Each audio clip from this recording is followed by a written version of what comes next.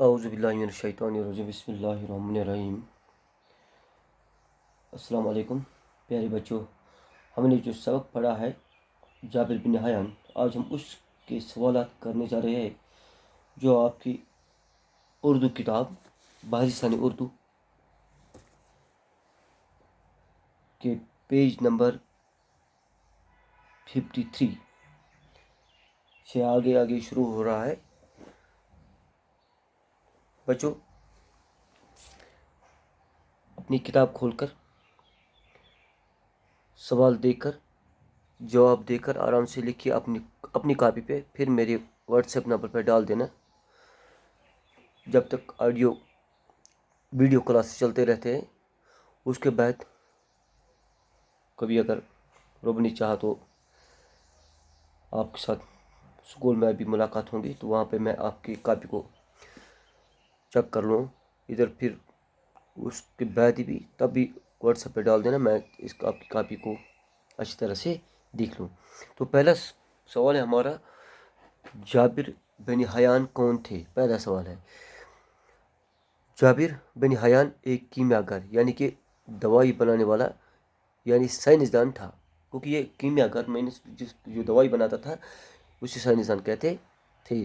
جابر بن حیان کی تعلیم و تربیت کہاں ہوئی ہے؟ جو کہ اپنی کتاب سبق میں پڑھا بھی ہے، اس نے اپنی تعلیم و تربیت پہلے ہی اپنی گاؤں میں شروع کی۔ جابر کی تعلیم و تربیت کوفے کے باہر ایک گاؤں میں ہوئی۔ جابر بن حیان کا کیا نام تھا اور وہ کیا کام کرتے تھے؟ اس کا نام جابر تھا اور ایک سائنسدان تھے۔ جابر بن حیان نے کون سی چیزیں ایجاد کیے؟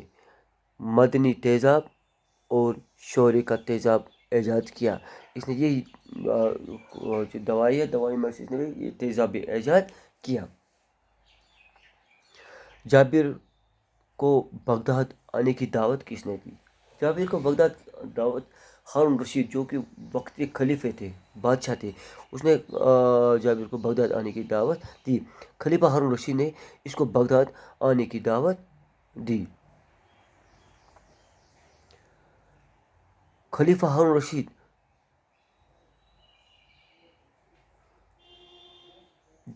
سوال نمبر 6 ہے، خلیفہ ہارون رشید نے جابر کے ساتھ کیا سلوک کیا؟ جب اس نے اس کو دعوت کی تو اچھا ہی سلوک کیا ہوگا۔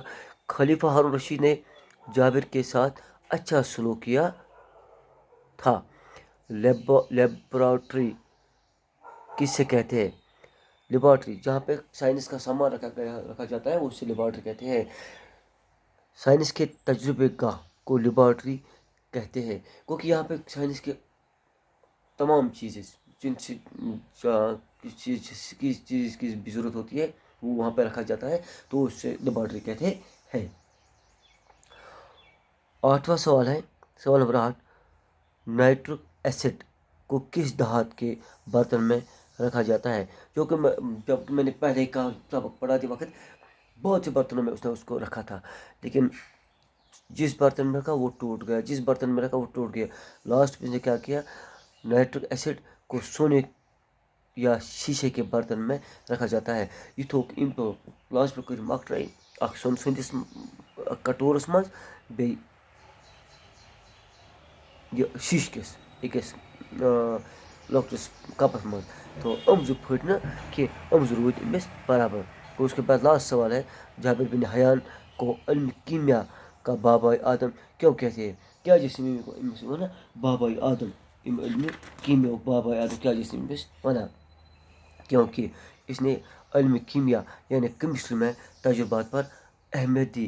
ام کور کیمسٹری مز واریاہ محنت، واریاہ کوشش کرم دوا بنانس مز، مطلب یہ کٲشِر پٲٹھۍ یہ ایسڈ بنانس مز یا تیزاب بنانس مز ام کور زبردست کوشش، یم کن امس تھوک ناو بابائے آدم۔ تو یہ امیک 9 سوال، تو انشاءاللہ کل اس کے اور 1-2 سوال ہوں گے جو کہ جملے ہیں، جملوں کے بعد کچھ خالی جگہ ہے، ان کو انشاءاللہ کل پورے کریں گے۔ تو کل یہ لیسن پوری ہوگی انشاءاللہ، تو صبح کے موضوع پہ لیسن پوری ہوگی۔ شکریہ۔